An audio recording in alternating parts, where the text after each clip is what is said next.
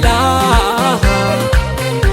Nagaa fi ayyaanni gooftaa keenya Yesuus Kiristoos hunduma keessaniif haa baay'atu jecha ani obboleessi keessan faarfataa Mikaa'el Amanuu faarfannaa mata dureen isaa mootii qajeelaa jedhu hojjedhee xumureera.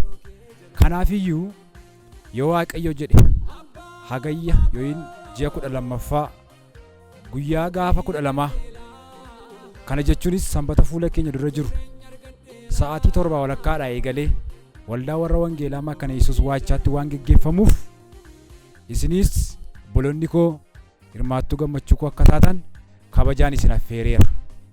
Shaaloom, nagaa Waaqayyo hunduma keessaniif haa baay'atu.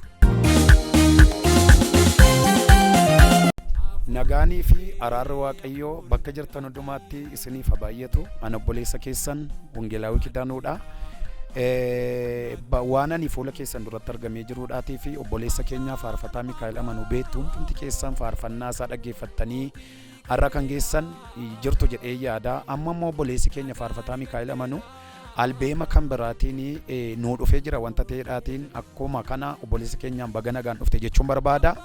Ittaansuudhaan dilbata fuula keenya dura jiru waldaa Makana Yesuus Waachaatti obboleessi keenya faarfataa Mikaa'el Amanuu faarfannaa isaa in eebbisiisa wanta ta'eedhaatiif hundumti keessan hirmaattuu eebba kana akka taatan jaalala Waaqayyootiin isinin affeera. Mata dureen faarfannaa kana mootii qajeelaa kan jedhudha. Mootii qajeelaa kan jedhudha.